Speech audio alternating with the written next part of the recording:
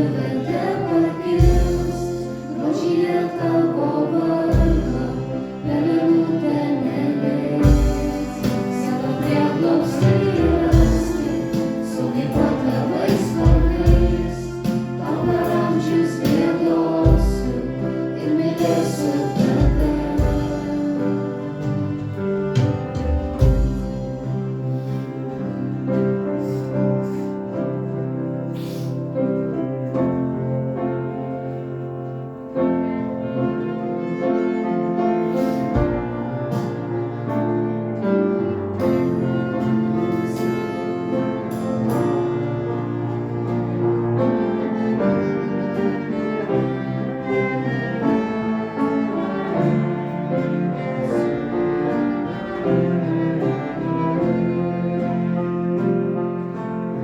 Jėzau, aš tavim tikiu,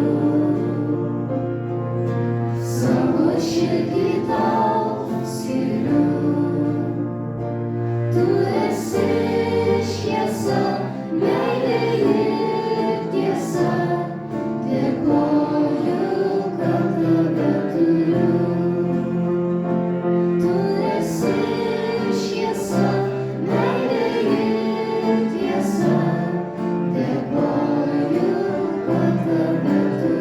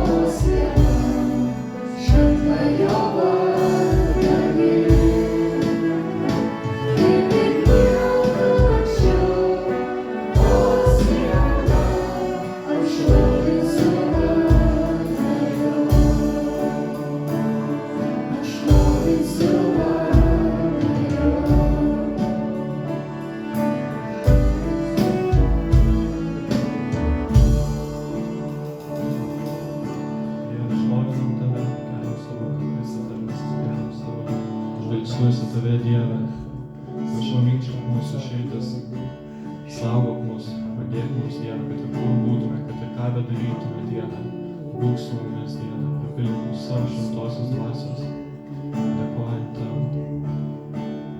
Amen.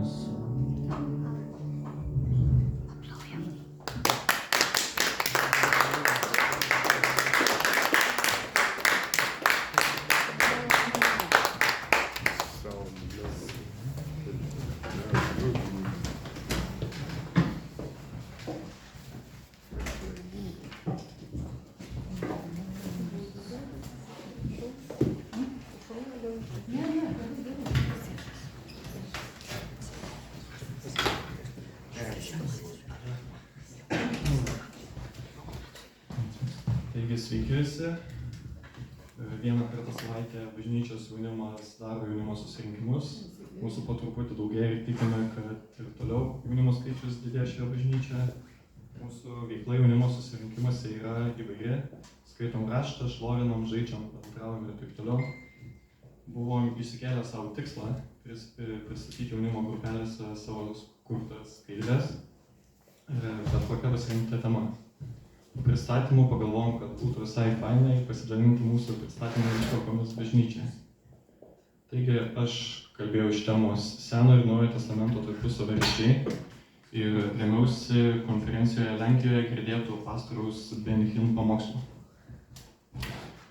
Šią temą pasirinkau, nes šiais laikais vis daugiau žmonių ir bažnyčių yra susidarę nuomonė, kad Senasis testamentas yra nebesvarbus. Bet labai nesunku įrodyti, kad Senasis testamentas buvo ir yra labai svarbus krikščionių gyvenime. Visų pirma, rašto vietomis parodžiau, kad Dievas, kuris kalba dabar, yra tas pats Dievas, kuris kalbėjo Senajame testamente. Izaijo 44:6. Taip kalba Viešpats, Izraelio karalius ir atpirkėjas, galybių Viešpats. Aš esu pirmas, aš paskutinis, kito Dievo be manęs nėra. Ir Apreiškimo 1:17. Jį išvydęs aš puoliau jam po kojų, tarsi negyvas, bet jis uždėjo ant manęs savo dešinę ir prabilo. Nebijok, aš esu pirmasis ir paskutinysis. Dievas kalba tos pačius žodžius. Aš esu pirmasis ir paskutinysis. Taip pat labai daug rašto eilučių abiejose testamentuose parodo, kad Dievas yra visur esantis, pavyzdžiui, Jobo 34:21. Čia nėra eilučių. Tuo atsiversiu tada.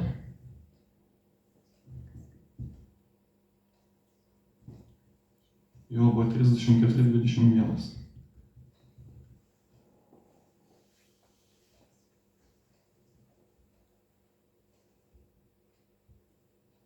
Jis stebi žmogaus kelius ir mato visus jo žingsnius. Ir taip pat mato 18:20. Kur 2 ar 3 susirinkę mano vardu, ten ir aš tarp jų. Abu testamentai taip pat pamini faktą, kad Jėzus yra amžinas. Iš Naujojo testamento Jono 8:58 Jėzus jiems tarė, iš tiesų sakau jums, pirmiau negu buvo Abraomas, aš esu. Ir iš Senojo testamento Izaijo 9:6 kūdikis mums gimė, sūnus mums duotas, ant jo peties viešpatavimas, jis vadinsis nuostabusis patarėjas, galingasis Dievas, amžinasis tėvas ir ramybės kunigaikštis. Ir Mato 18:20, net apžiūrėjom, Michėjo 5:2. O tu, Efrata, Betliejau, nors esi mažas tarp Judo tūkstančių, bet iš tavęs kils tas, kuris bus valdovas Izraelyje. Jo kilmė siekia pradžios laikus, amžinybės dienas.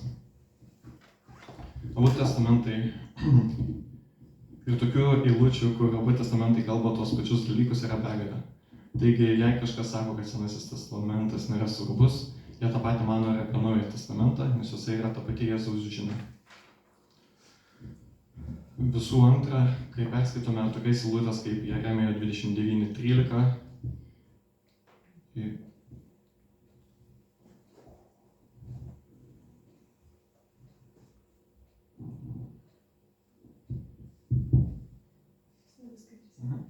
Jeremijo 29:13. Kai manęs ieškosite visa širdimi rasite. Ir Jono 5:39. Jūs tyrinėjate raštus, nes manote juose turi amžinąjį gyvenimą, o raštai liudija apie mane.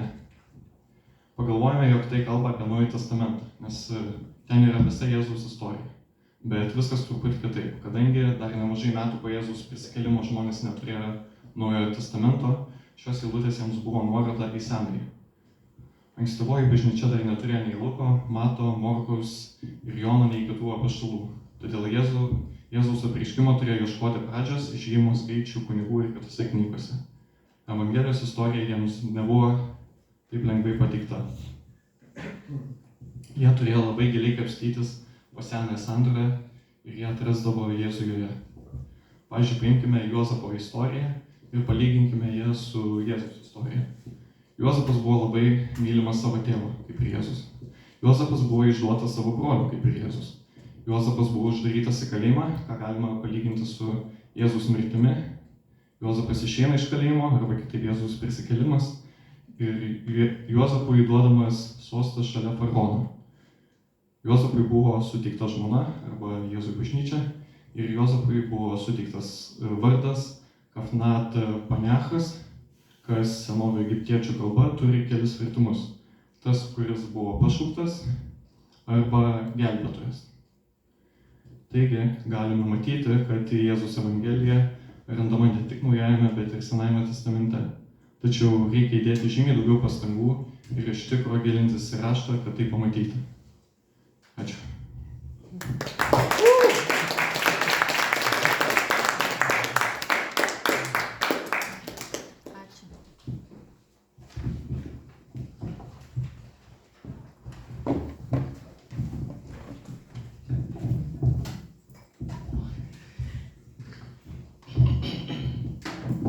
Labas visiems, kalbėsiu apie naujus gimimus.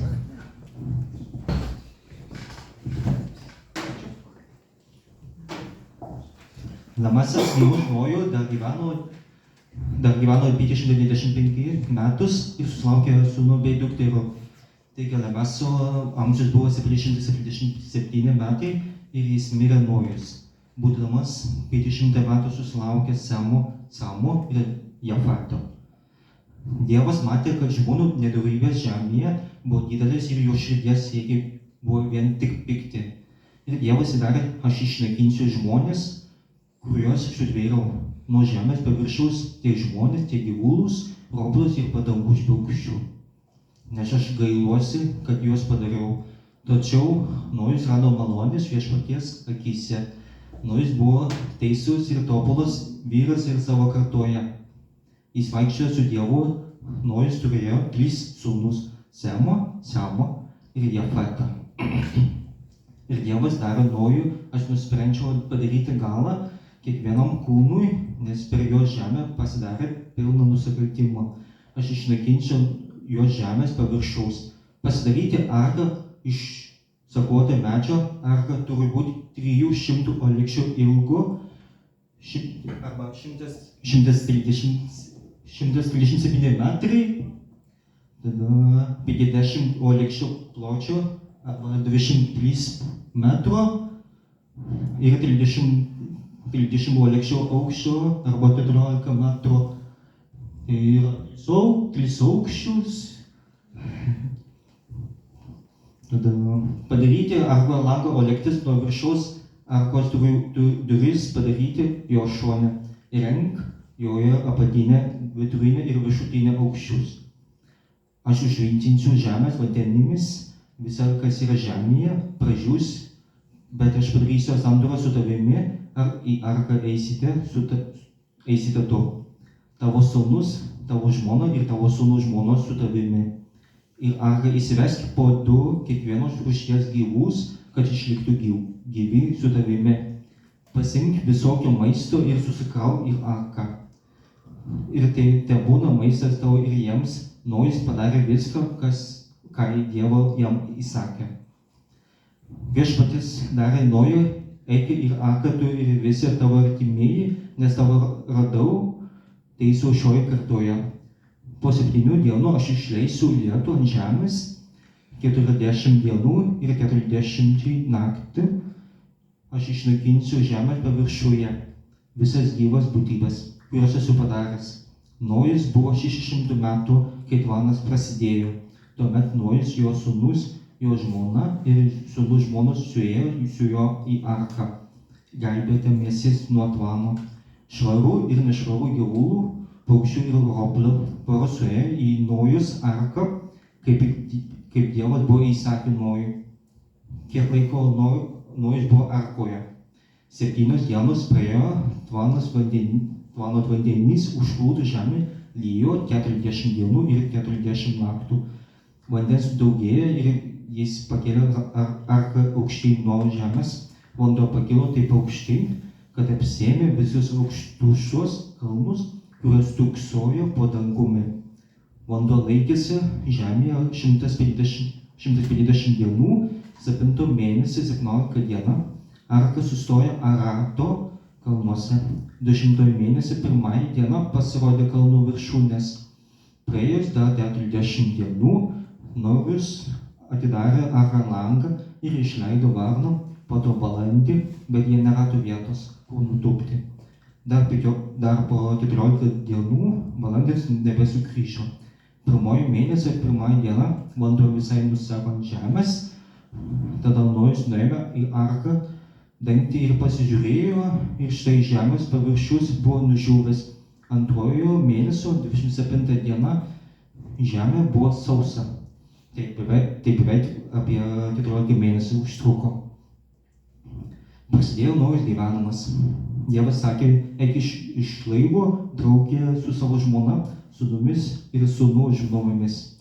Išlaipink kartu visus su tavim esančius gyvūnus, visas gyvas būtybės, paukščius, gyvūnus ir visus žemės roplus. Tie užplūsta jie žemę, te būna vaisingi ir tesidaugina žemėje. Išlipo tad Nojus draugė su sūnumis ir žmona bei sūnumis. Ir visi gyvuliai, visi ropliai ir visi paukščiai, visa, kas juda žemėje, išlipo iš laivo šeimomis. Tuomet Nojus pastatė viešpačio alkūrą ir parinkęs iš visų švarųjų gyvūnus ir visų švarųjų paukščių paaukojo ant alkūrą deginamasis atnašas, užuodęs malonų kvapą. Viešpatis tarė sau, niekada daugiau nepasmerksiu žemės už žmonių kaltes, nes žmogaus širdies palinkiai pikti nuo pat jaunų mes. Niekada daugiau nebenakinsiu visų gyvūnų, kaip esu padaręs, kol žemės bus nesustojo sėja ir pjūtis, šaltis ir šiluma, vasara ir žiema, diena ir naktis. Tai man buvo įdomu, kad pirmas vienintelis žmogus vardu Nojus buvo paliestas žiaurumo ir nenorėjo priimti jų supančios tamsos, tik gėrį, malonės ir tikėjimą Dievu. Antras, tvano metų beveik 14 mėnesių neišėjo iš arkos. Ačiū.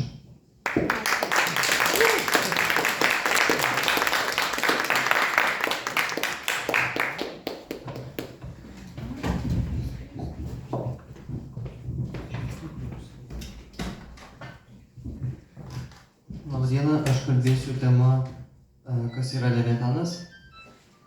Tai Biblijoje ne vieną kartą yra paminėtas žodis Leviatanas, kurio reikšmės daugelis nežino. Tikriausiai ne visiems tai aktualu.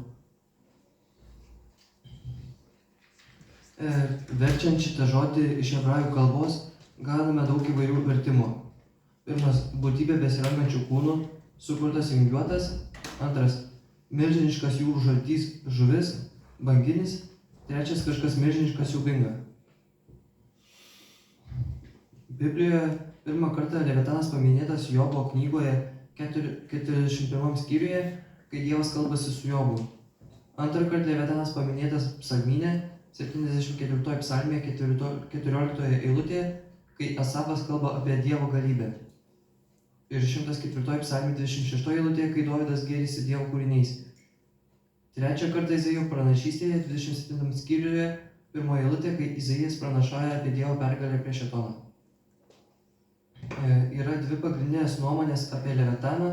Tai pirmoji, kad Leviatanas yra dar vienas Šėtono pavadinimas, simbolis, o antroji yra, kad Leviatanas yra paprastas gyvūnas.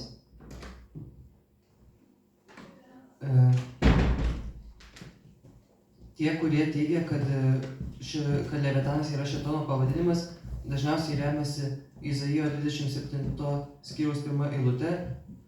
Ta diena Viešpats nubaus kietu, dideliu ir stipriu kardu Leviataną, šliaužiančią ir besirangančią gyvatę ir nukaus jūros slibiną. Psalmių 74:14 eilutė. Tu sudaužai galvas Leviatano, davei jį visą suėsti dykumos gyventojams. Jobo 41 skyrius 18-21 eilutė. Nuo jo čiaudėjimo bliūkčioja žaibai, jo akis spindi lyg aušra, iš jo nasrų eina ugnis, skraido ugnies kibirkštis, iš jo šinelių kyla garai kaip iš verdančio katilo, jo kvapas uždega anglis, liepsna vežiasi iš jo nasrų. Tai pagal šias eilutės daugelis žmonių mano, kad Leviatanas yra šėtonas. Taip pat mitologai teigia, kad Leviatanas mitinė didžiulė jūrų gyvatė, paminėta Biblijoje, siejama su piktąja dvasia šėtonu. Taip pat su šią nuomonę sutinka ir dauguma krikščionių.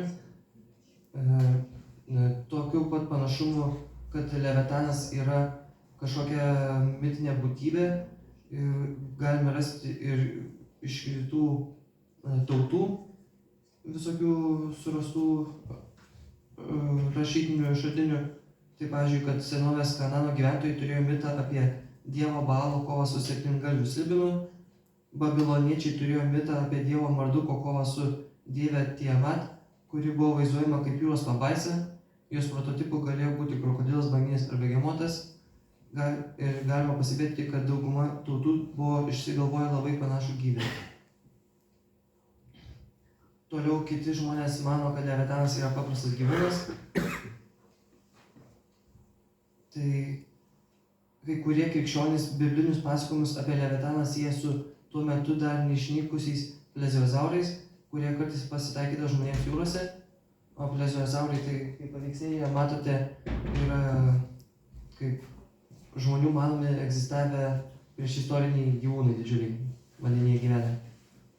Taip pat kiti žmonės mano, kad tai dar didesnis už plezioazaurus išnykęs milžiniškas gėliavandenis padaras, nes taip leidžia manyti Biblijoje aprašytą jo sandarą. Dar kiti žmonės mano, kad šis gyvūnas gali egzistuoti dar ir dabar, nes mokslininkai teigia, kad maždaug tik 20–25% pasaulio gyvūnų yra ištirta, o iš jų vandens gyvūnų 10–20%. Čia kaip duomenys apie gyvūnus, kokie rūšimis, kiek jų yra ištirta. Taigi, perskaitęs Biblijoje apie Leviataną, supratau, kad Dievo darbai yra tikrai didingi ir mums nesuprantami, taip pat, kad Dievas gėrisi savo kūriniais ir kad Biblijoje yra daug labai įdomių dalykų. Ačiū.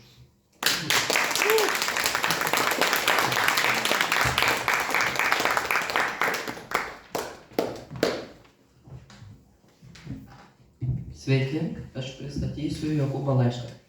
Pagrindinės laiško temos: pirma, išbandymai. Jokūbas ragina krikščionis laikyti savo išbandymus džiaugsmu, nes jie padeda ugdyti ištvermę ir brandą. Svarbu, kad išbandymuose žmonės nepasiduotų, o ieškotų Dievo išminties. Antra, tikėjimas ir darbai. Tikėjimo ir darbų santykis. Jokūbas pabrėžia, kad tikėjimas be darbų yra negyvas. Tikras tikėjimas turi būti įrodytas darbais, kurie liudija žmogaus tikėjimą. Trečia, žodžio galia. Laiške labai daug dėmesio skiriama žodžių galiai. Jokūbas įspėja, kad kalbėjimas neatsargiai ar blogai gali turėti neigiamų pasekmių. Jis ypač akcentuoja, kad iš tų pačių lūpų negali plaukti ir laiminimas ir prakeikimas. Ketvirta, dvasinė išmintis. Laiške taip pat kalbama apie išmintį, kuri kyla iš Dievo. Tikroji išmintis yra tyra, taikinga, švelni, klusni, pilna gailestingumo ir gerų vaisių, bešališka, neveidmainiška, priešingai nei pasaulinė išmintis, kuri dažnai būna susijusi su savanaudiškumu ir pavydu. Penkta, nusistatymas prieš pasaulį ir pasaulietinės vertybės. Jokūbas ragina krikščionis nesielgti pagal pasaulio vertybės, tačiau siekti Dievo karalystės ir dvasinių dalykų. Jis ragina atsikratyti savanaudiškumo, pykčio, nepagarbos ir vietoj to siekti dvasinio gyvenimo, kuris atitinka Dievo valią. Šešta, kantrybė ir malda. Jokūbas ragina tikinčiuosius būti kantriais išbandymuose ir ypač pabrėžia maldos reikšmę. Jis moko, kad malda turi didžiulę galią ir kad tikėjimo malda gali išgydyti sergančius ir išspręsti sunkumus. Taigi, apibendrinant, Jokūbo laiškas yra praktiškas ir morališkas laiškas, kviečiantis tikinčiuosius ne tik tikėti, bet ir gyventi pagal savo tikėjimą.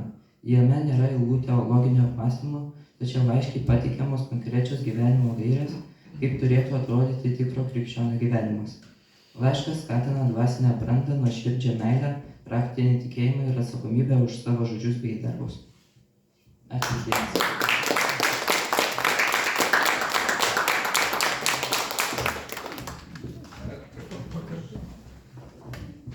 Sveiki, aš norėjau pakalbėti apie dvasinius šarvus ir dvasinės kovas. Tai šarvai iš Efeziečiam laiško 6 skyriaus 14 eilutės iki 17. Tad stovėkite susijuosę savo stienas tiesa, apsivilkę teisumo šarvais ir apsevę kojas pasiruošimu skelbti taikos evangeliją. O svarbiausia, pasiimkite tikėjimo skydą, su kuriuo užgesinsite visas liepsnojančias piktojo strėles.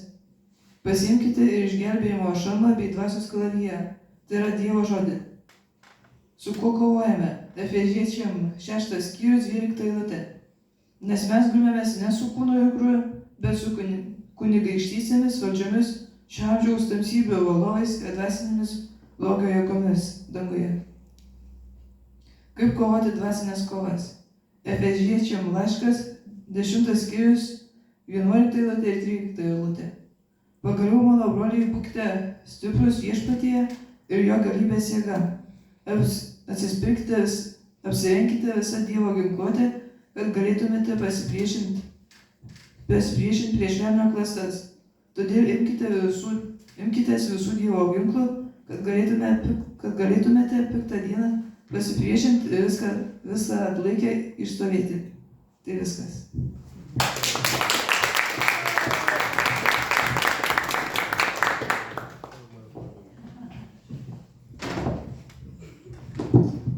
Sveiki visi, tai aš pristatysiu Esteros knygą Biblijos. Tai Esteros knyga pasižymi drąsa ir Dievo veikimu, nes tada, kai jo vardas nėra minimas, dar pasakojimas atskleidžia Dievo apvaizdą. Tai Estero knyga yra iš Senojo testamento knygų, kuri pasakoja drąsą ir išmintingą moterį, vardu Estera. Ši knyga išsiskiria tuo, kad yra vienintelė Biblijos knyga, kurioje Dievo nėra tiesiogiai minimas. Dievo veikimas, tai jo vardas nėra tiesiogiai minimas, dažnai vadinamas Dievo atvaizdas. Tai reiškia, kad Dievas veikia per įvykius, aplinkybės, žmonės ir gamtos reiškinius, tačiau jo veiksmas nėra tiesiogiai parodytas. Kelios eilutės apie drąsą.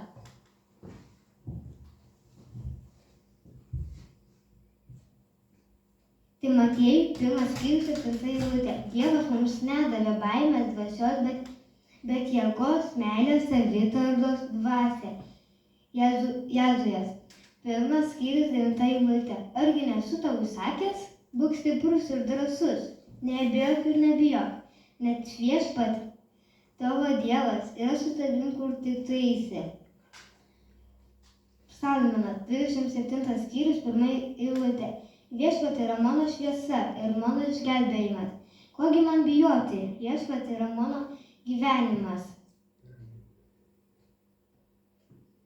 Tai kas man patiko iš tos knygos, kad Estera buvo drąsi, o kas nepatiko, tai nebuvo tai.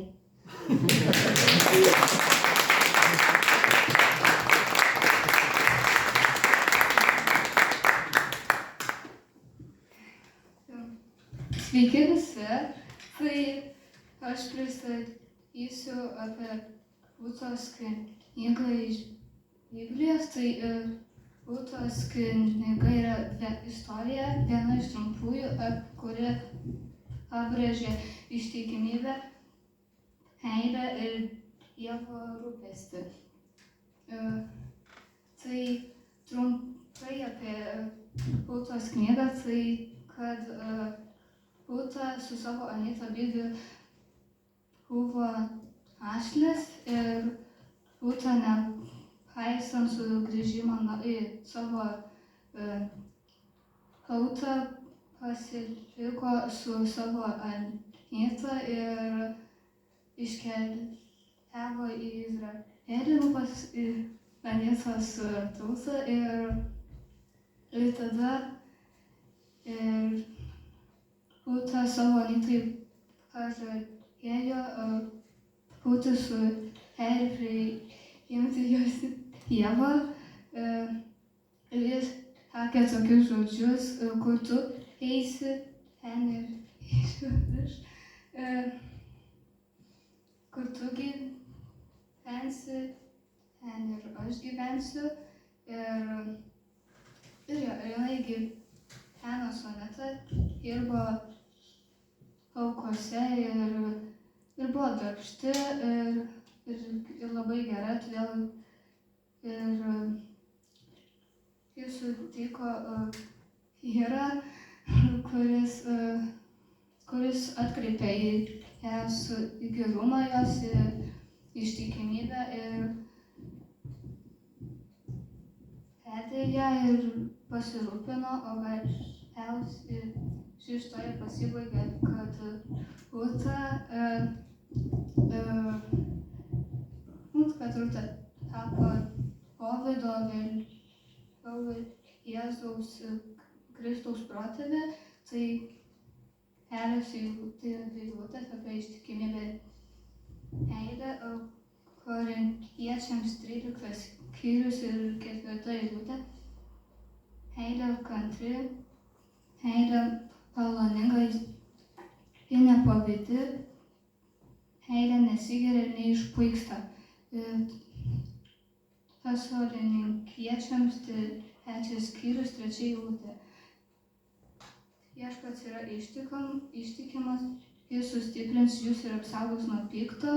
Tai ši mintis apie istoriją, kad moko, kad ištikimybė ir meilė atveda kelią pas Dievą ir kad visi yra Dievo vaikai ir Dievas visada pasirūpins jais. Ir net sunkiu metu, tai kas patiko, tai kad nepaisant nutrūkusių giminystės ryšių, Rūta ir Anyta išliko ir toliau artimos ir kad Rūta surado vyrą, kuris rūpinosi ją ir taip, o ir nepatiko tai, kad valdymo laikais ištiko Ados ir o kas buvo įdomu, tai kai buvo Adas vertino Rūtą.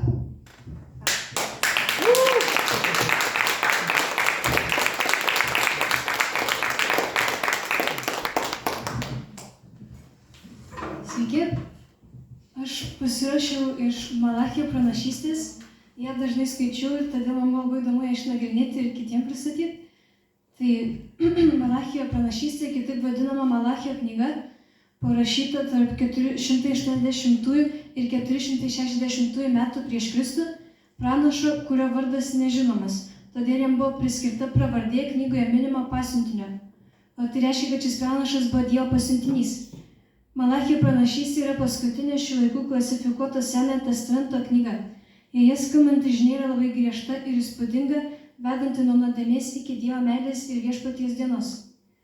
Tai iš šios knygos aptarsiu 3 dalykus: veidmainystė, šventvagystė, Dievo meilė atleidimas ir viešpaties diena. Tai veidmainystė. Dievas per pranašą peikė savo tautą Izraelį, Dievo tauta nustojo gerbti Dievą, jo bijoti. Tautų aukojimą pavertė tikrą parodiją veidmainiavimui, atnašaudami suterštas aukas. Eilutė iš Malachijo: sūnus gerbė savo tėvą, tarnas savo šeimininką. Taigi jei aš tėvas, tai kur man priklausanti garbė? Ir jei šeimininkas, tai kur man priklausanti pagarba? Sako galybių Viešpats jums, kunigai, niekinantys mano vardą. Klausite, kaip mes paniekinome tavo vardą, atnašaudami suterštą maistą ant mano aukuro. Klausite, kaip mes jį suteršėme, manydami, kad viešpaties stalą galima niekinti, kad našaujate aukai aklus gyvulius, ar tai nėra bloga? Kad našaujate raišą ar nesveiką gyvulį, ar tai nėra bloga? Pamėgink nunešti tai savo valdytojai, ar patiksi jam, ar bus jis tau maloningas, sako galybių viešpats. Tai šie pabarimai Izraelio tautai yra svarbus ir mums šių dienų tikintiesiems, nes atidžiai pažvelgiai į savo gyvenimą galime pastebėti panašią padėtį, nes juk kaip rašome laiške romiečiams, mes visi nusidėjom. Dėl gero gyvenimo dažnai pamirštame atiduoti Dievui tinkamą šlovę, tarnavime jam atmestinai. Dievui skiriame tik dalį 7 dienos, o visą savaitę gyvename savo. Ir išskyriau 2 pavyzdžius, jei norime tiksliai suprasti, kur ta mūsų veidmainystė, nes dažnai mes jos net nepastebime ir jaučiamės nieko blogo nepadarę. Tai pašlovinę Dievą giesmėmis imame kalbėti piktus žodžius artimui. Negalime pakęsti skriaudos, siekime apginti savo garbę vietoj to, kad tylomis pakęstumėme skriaudą. Yra tik 2 pasirinkimai, arba mes su Dievu, arba be jo. Todėl turime pašvęsti savo gyvenimus pilnai. O gyventi Dievui tai tikrai nereiškia džiaugsmo praradimo. Tai kaip tik jo atradimas, nes tik Dievas gali suteikti tobulą džiaugsmą. Pasišvęsti viešpačiui labai paprasta. Tiesiog reikia kiekvieną dieną daryti teisingus pasirinkimus ir kasdienius darbus, pareigas atlikti kaip galima geriausiai. Toliau Dievo meilė. Malachijo pranašystė atskleidžiama, jog Dievas, kreipdamasis į Izraelio tautą, sako, kad ją myli. Nepaisant viso pikto, ką Izraelis padarė, Dievas myli savo tautą ir ją atleidžia. Dievo malonė pasireiškia per tai, kad Dievas pažada atsiųsti savo sūnų. Tikėk manimi, siunčiu savo pasiuntinį pirma savęs parengti man kelią. Staiga ateis į savo šventyklą viešpats, kurio jūs ieškote. Sandoros pasiuntinys, kurio jūs trokštate, tikrai ateina, sako galybių viešpats. Jo akivaizdu užrašyti atminimo knygoje tie, kurie bijojo viešpatės ir pasitikėjo jo vardu. Jie bus mano, sako galybių viešpats, ypatingas mano paveldas tą dieną, kurią aš veiksiu. Pasigailėsiu jų, kaip pasigaili tėvai vaikų, kuriems tarnauja. Ir manau, galim prisiminti tą eilutę, kurią visi žinome, nes Dievas taip pamilo pasaulį, kad atidavė savo viengimį sūnų, kad kiekvienas, kuris jį tiki, nepražūtų, bet turėtų amžinąjį gyvenimą. Dievas gi nesiuntė savo sūnaus į pasaulį, kad jis pasaulį pasmerktų, bet kad pasaulis per jį būtų išgelbėtas. Ir dar viena tema, kuri yra pateikiama Malachijo pranašystėje, tai viešpaties diena. Malachijo pranašystėje taip pat pranašavimo apie viešpaties dieną, kalbama apie viešpaties dieną būsiantį teisingumą, kuris bus įvykdytas visoms tautoms ir visiems žmonėms. Žiūrėk, jau arti diena liepsnojanti kaip krosnis. Visi žalieji nedorėliai bus ražiena, kurią ateinanti diena taip sudegins, sako galybių viešpats, kad nepaliks jas nei šaknies, nei šakos. Bet jums, bijantiems mano vardo, pateikės teisumo saulė su gydančiais spinduliais. Jūs išeisite šokinėdami tarsi veršiukai, išleisti iš gardo. Jūs sutrypsite nedorėlius, nes jie bus pelenai po jūsų kojų padais tą dieną, kai išveiksiu, sako galybių viešpats. Ir dar porą eilučių, kurios tiktų šiai temai. O viešpaties diena ateis kaip vagis naktį, tada dangus praeis su smarkiu ūžesiu, elementai sutirps karštyje ir žemė su savo kūriniais sudegs. Juk viešpaties diena arti visoms tautoms, kaip tu darai, tai tau darys tavo atlygis grįžt tau pačiam. Viešpaties didžioji diena skubiai artėja, jau girdimas viešpaties dienos balsas, tada graudžiai verks net karžygiai. Taigi Malachijo pranašystė yra kaip trumpa žinutė skirta ne tik tuo metu gyvenusiems izraelitams, bet ir šių dienų žmonėms. Šie knyga atskleidžiama Dievo meilė mums kaip jo vaikams, raginama ištirti savo gyvenimą ir atsiduoti Dievui visą širdimi. Taip pat primenama apie didingą viešpaties dieną, kuriai turime ruoštis. Tad stovėkite susijuosę savo strėnas tiesa, apsiverkite teisumo šarvais. Ar tai yra viešpats visiems, kurie šaukėsi tiesoje. Tai skaitant šią knygą mane palietė tai, jog pastebėjau, kad ir aš gyvenime dažnai elgiuosi ne taip, kaip mokė Jėzus. Todėl ši knyga ragina mane keistis. Ir radau įdomių faktų, kad Biblijos tyrinėtojai nesutarė klausimų, kas iš tiesų buvo Malachijas. Vieni mano, kad jis buvo pranašas, kiti, kad jis angelas. Ir man labai patiko eilutė, kurie Dievas pasako, kad nekenčia skyrybų. Aš nekenčiu skyrybų, sako viešpats, Izraelio Dievas. Ir dangstymas su smurtu ir drabužiu, sako galybių viešpats, taigi įsidėmėkite ir nebūkite neištikimi. Amen.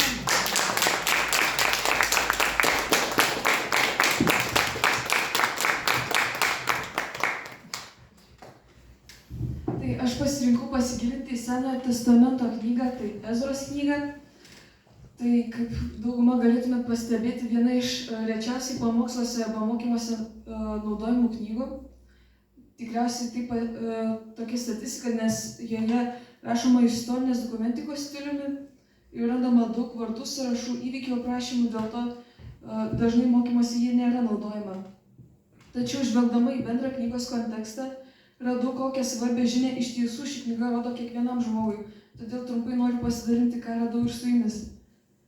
Tai pirmiausia, trumpai apie pačią Ezros knygą. Čia matote laikotarpis kaip laiko juosta, kurioje pažymėta Ezros gyvenimo laikotarpis, taip pat aplink įvykę įvykiai. Tai Ezros knyga greičiausiai buvo parašyta tarp 460 ir 444 metų prieš Kristų. Izraelitai buvo ištremti iš pažadėtusios žemės, didelė jų dalis, kaip ir Ezra, buvo Babilone, kurį gan neseniai valdė Nebukadnecaras, apie kurį dauguma tikriausiai žinome iš Danieliaus knygos. Tai, o vėliau šią šalį valdė Kyras, Persijos valdovas. Taigi Ezros knyga yra metraščiai apimanti šimtmečio laikotarpį nuo pirmojo izraelitų tremtinių grįžimo iš nelaisvės ir šventyklos atstatymo. Knygoje prašoma, kaip po 70 metų į Jeruzalę Zerubabelio vedami grįžta pirmieji tremtiniai.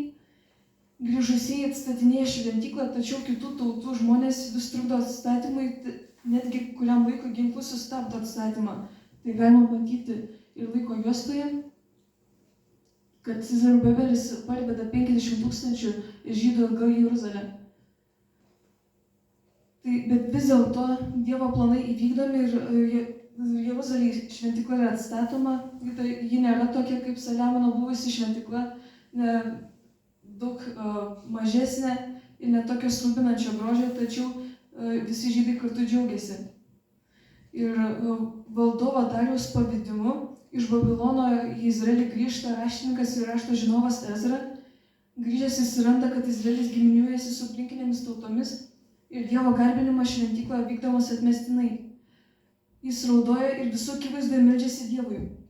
Visa tauta atgailauja matydama tokį Ezros atsidavimą Dievui. Ir Ezra pradeda reformas. Atnaujinamas levitų tarnavimas, izraelitai atleidžia svetimšalės žmonas.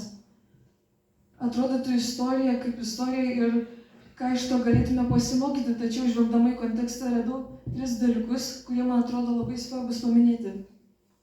Tai pirma, žmogus ieško Dievo ar Dievas jo. Tai Izraelio tautai per Jeremiją buvo išpranašauta, kad po 70 metų iš tremties jie vėl sugrįš į pažadėtąją žemę. Tačiau atėjus pranašystės išsipildymo metai, daugelis net nenorėjo sugrįžti. Tie 50 000 nebuvo dauguma. Didelė dalis izraelitų pasiliko išsklaidyti po visas tautas, taip ir negrįžo iš tremties. Jie priprato prie Babilono prabangos, civilizacijos malonumų, Dievo pašaukimą pakeitė kiekvieno asmeninis gyvenimas dėl savęs. Tai dažnai žmogus tyčia ignoruoja Dievo ženklus ir nurodymus duotus iš malonės. Dievas labiau ieško žmogus, nei žmogus nori būti kartu su Dievu ir paklusti jam. Kaip Jeremijas išpranašavo žydų grįžimą, taip Jėzus mums išpranašavo apie savo sugrįžimą. Ar daugelis iš mūsų laukia ir ar mums netapo šis gyvenimas ir jo aplinka brangesnė už pašaukimą? Kaip mes laukiame? Tai sutapatinant kaip paralelę su izraelitais, tai izraelitai turėjo gyventi Babilono žemėje ir šviesti kaip žibintai, kaip Danielius, kurio istoriją mes skaitome Danieliaus knygoje. Bet jie vedė babiloniečių moteris išsižadėdami savo šaknų ir šventumo. Mes turime gyventi pasaulį tarp netikinčių žmonių, tačiau neturime pasaulį įsileisti savo gyvenimą. Pirmoje vietoje turi būti Jėzaus įsakymų vykdymas. Ir kad mums priminti vis tą pažadą, turime jo nepamiršti, kaip ir izraelitai. Jeigu jie būtų nepamiršę pažado, visi būtų kartu grįžę į Izraelį, tačiau ne visi sugrįžo, o mes norime sugrįžti savo namus danguje. Taigi prisiminkime pažadą, kuris užrašytas, matot, 24 skyriuje, 30 eilutėje. Tada danguje pasirodė žmogaus sūnaus ženklas ir visos žemės giminės raudos ir pamatys žmogaus sūnų, ateinantį dangaus debesise su galybė ir didžia šlove. Jis pasiųs savo angelus su skardžiais trimitų garsais ir jie surinks jo išrinktuosius iš 4 žemės pusių, nuo vieno dangaus pakraščio iki kito. Taigi mums reikia laukti. Tai antra tema, kurią galėčiau išskirti, tai ar lengva pasitikėti pažadu. Tai izraelitams atstatinėjant šventyklą atsirado Dievo priešų. kurie norėjo sutrukdyti žmonių sugrįžimui prie Dievo garbinimo. Tačiau, kadangi sugrįžusieji iš tremtinių turėjo tokį didelį troškimą, tai nepaveikė jų šie grasinimai ir jie ryžtingai tam priešinosi. Dievas neleido blogį nugalėti ir įkvėpė persų valdovus padėti atstatytojams. Tai kas mums iš to? Tai artėjimas prie Dievo nebūna be pasipriešinimo. Velnias stengiasi atitraukti mus nuo mūsų santykių kūrimo su Dievu. Pavyzdžiui, nuobodulys skaitant Bibliją, meldžiantis kylančias abejonės, naršymas Facebook'e, serialai, tai tik pora pavyzdžių iš būdų, kuriais mes patys atimame iš savęs laiką ir leidžiame blogiui stabdyti mus nuo Jėzus pažinimo. Pirmoje vietoje pasipriešiname mes patys, mūsų akis, ausis, burna, rankos ir kojas. Velniui telieka sudėlioti aplinkybės. Todėl mums reikia pasirinkti, ar artinsimės prie Dievo patirdami pasipriešinimą, ar plauksime pasrovijusiu pasauliu. Ir kad pagristi šią mano mintį, tai galime perskaityti iš Efeziečiams laiško 6 skyriaus 12 eilutės. Mes grumėmės ne su kūnu ir krauju, bet su kunigaikštystėmis, valdžiomis šio amžiaus tamsybių valdovais ir dvasinėmis blogio jėgomis danguje. Taip pat yra trečia tema, kurią būtų galima išskirti, kurią pavadinau sugrįžimas prie Dievo nauja pradžia. Tai izraelitai sugrįžo į savo gimtąją žemę, nepaisydami pasipriešinimo, atstatė šventyklą, pradėjo iš naujo tarnauti Dievui, sugrįžo prie Dievo. Tai tada iškyla klausimas, kodėl sugrįžus Ezrai reikėjo imtis reformų. Ir atsakymas labai paprastas, izraelitai sugrįžo prie Dievo, tačiau jų gyvenimo būdas, įpročiai, mąstymas vis dar buvo pilni Babilono palikimo. Pagal Dievo duotą įstatymą jie turėjo būti šventi, atskirti Dievui žmonės, todėl turėjo nesigiminiuoti su svetimtaučiais, kurie garbino stabus. Tačiau daug izraelitų turėjo svetimtautę žmonas. Vienintelis būdas sugrįžti teisingą kelią buvo atsiskirti nuo svetimšalių, kad jie vėl nesugrąžintų izraelitų į stabų garbinimą, kaip tai buvo padaryta per daugelį sykių istorijai, tai matome. Ir jie tai ir padarė izraelitai. Tai kas mums iš to? Po sugrįžimo prie Dievo viskas neužsibaigė. Prasideda šventėjimas, panašėjimas į Jėzų. Panašėti į Jėzų reiškia elgtis, kaip jis elgėsi, kalbėti, kaip jis kalbėjo, tikėti, kaip jis tikėjo, aukotis, kaip jis aukojosi, mylėti, kaip jis mylėjo. Neįsivaizduoju Jėzus švaistančio laiko žiūrint serialus, todėl padariau sprendimą jų atsikratyti ir tą laiką paskirti Biblijos skaitimui, bendravimui su artimaisiais. Kiekvienas galime panašėti į Jėzų, pradėdami net ir nuo mažiausių žingsnelių. Mes matome, kaip jis bei jo mokiniai gyveno iš Biblijos, todėl turime puikų pavyzdį ir autoritetą, į ką lygiuotis. Ir pabaigai gera žinia ta, kad jei mes pasirinksime tikėti Dievo pažadu, kad jis sugrįš ir jo lauksime, jis pats padės įveikti sunkumus ir mūsų nepaliks, kaip nepaliko sugrįžusiųjų žydų. Jis panaudos bažnyčią, Bibliją, maldą, žmonės bei aplinkybės taip, kad suteiktų mums jėgų ir troškimą sekti juo ir pereiti sunkumus. Ir tai galima įrodyti skaitant šią eilutę. Nebijok, nes aš esu su tavimi. Nepasiduok baimiai, nes aš esu tavo Dievas. Aš sustiprinsiu tave ir padėsiu tau. Aš palaikysiu tave savo teisumo dešinę. Tai tiek norėjau pasidalinti. Tai dabar dar pašlovinsim visi kartu.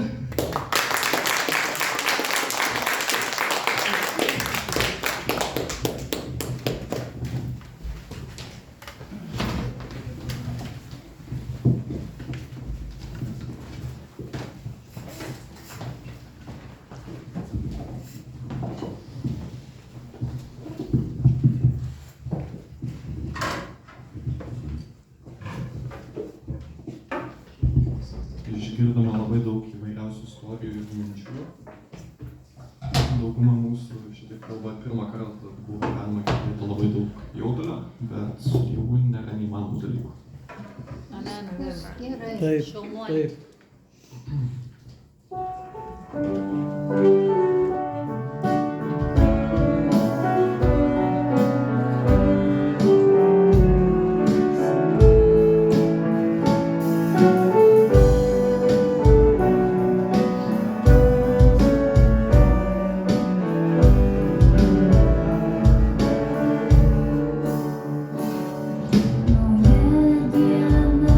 Saulė tekant bėgšta, jų laikas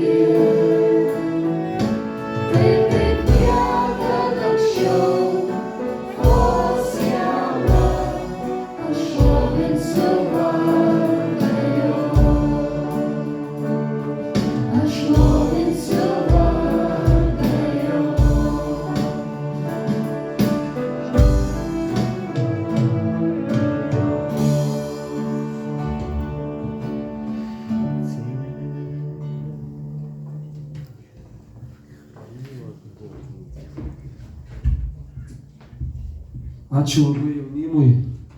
Tikrai nuostabu. Ar mes palaiminti?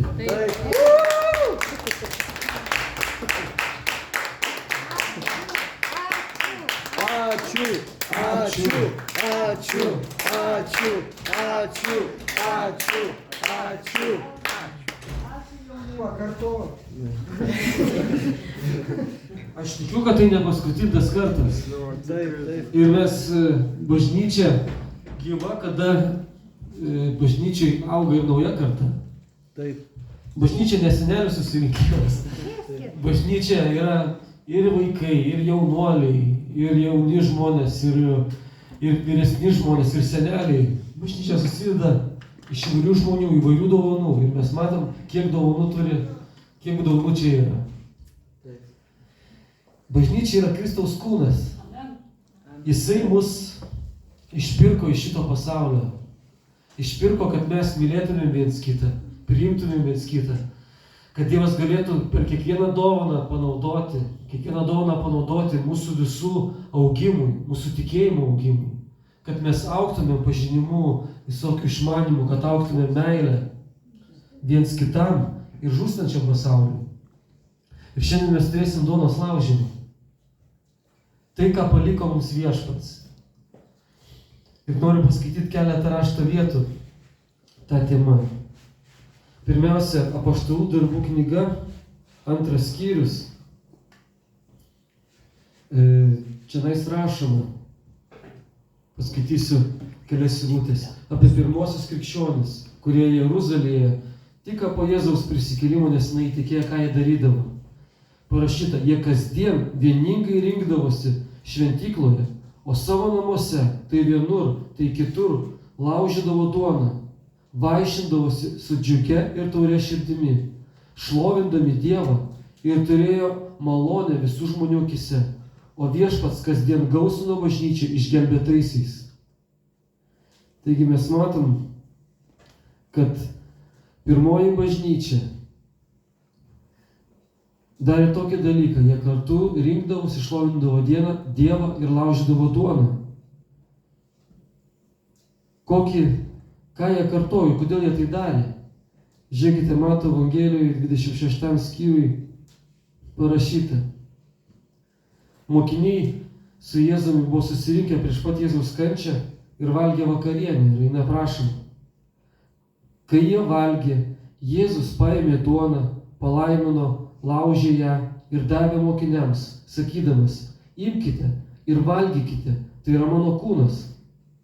Po to paėmė taurę, padėkojo ir davė jiems tardamas, gerkite iš jos visi, nes tai yra mano kraujas, naujosios sandoros kraujas, kuris už daugelį išliejamas nuodėmėms atleisti. Ir sakau jums, nuo šiol nebegersiu šito vynmedžio vaisiaus iki tos dienos, kada su jumis gersiu jį naują savo tėvo karalystėje. Pagiedoję himną, jie išėjo į Alyvų kalną. Taigi mokiniai tęsė tai, ką Jėzus jiems parodė. Tai buvo naujoji sandora. Sandora, kurią Dievas suteikė naują širdį žmogui, kuris duoda naują dvasią. Ir mes, kaip ir Jeruzalės tikintieji, šiandien darysime tą patį. Laužysim duoną ir gersime kraują. O pirmam laiške Korintiečiams 10 skyriui Paulius pasako tokius žodžius, kuriuos noriu perskaityti. 10 skyrius nuo 15 eilutės. Kalbu kaip išmintingiems, apsvarstykite patys, ką sakau. Argi laiminimo taurė, kurią laiminame, nėra bendravimas Kristaus kraujyje? Argi duona, kurią laužome, nėra bendravimas Kristaus kūne? Nors mūsų daug, mes visi esame viena duona ir vienas kūnas, juk mes visi dalijamės viena duona. Pažiūrėkite Izraelį pagal kūną, argi tie, kurie valgo aukas, nėra aukuro bendrininkai. Taigi mes valgom vieną duoną ir geriam vieną kraują. Mes esam vienas kūnas. Vienas kūnas ne tik tarpusavy, bet vienas kūnas su Kristumi. Kristus yra galva, o mes jau kūnas žemėje. Taigi mes sujungti meilės raiščiai su juo. Ir mes esame jo bendrininkai, Jėzaus bendrininkai. Toliau tame skyriuje rašo, kad jeigu jau esame Jėzaus bendrininkai, nebūkime bendrininkai šio pasaulio. Negalime tarnauti dviem šeimininkams. Ta girdėjome ir iš jaunimo šiandien. Man labai palėtė tie žodžiai. Jeigu jau esame prie viešpaties stalo, tai džiaukimės prie viešpaties stalo. Džiaukimės juo. Būkime susijungę su juo. Nutraukime ryšius su šiuo pasauliu. Mums tikrai dar yra daug kur pasistengti. Ir stiprinkime ryšį su viešpačiu Jėzumi Kristumi, prisimindami šiandien, ką jis padarė dėl mūsų prieš 2000 metų. Kad jo kraujas buvo pralietas, jo kūnas buvo sulaužytas dėl mūsų. Ir stiprinkime ryšį vienas su kitu, mylėdami vienas kitą, taip kaip jis mus pamilo. Taigi palaiminkime šitą duoną, šitą taurę ir laužykime su džiugia širdimi, mylėdami viens kitą ir jį. Ačiū tau, brangus viešpatie, kad tu mums dovanojai amžiną gyvenimą, paaukodamas save prieš 2000 metų ant kryžiaus. Tu atidavai savo gyvybę, kad mes turėtumėm gyvenimą per tave, tikėdami tavo auką. Ačiū tau, brangus viešpatie, kad tu taip stipriai mus pamilai ir parodai savo meilę mums. Mes dabar laiminame šitą taurę ir šitą duoną. Valgydami viešpatį mes prisimename tave, prisimename, ką tu padarai dėl mūsų. Ir dėkinga širdimi priimame tavo auką į savo gyvenimą. Būk mūsų širdise, gyvenk mūsų širdise ir skaistink mus, pašventink mus viešpatį, kad mes būtumėm tavo vaikai šitoje sugedusioje kartoje ir vykdytumėm tavo valią ir tavo teisumo darbus, kuriuos tu esi numatęs mums. Ačiū tau, brangus Tėve, Jėzaus Kristaus vardu.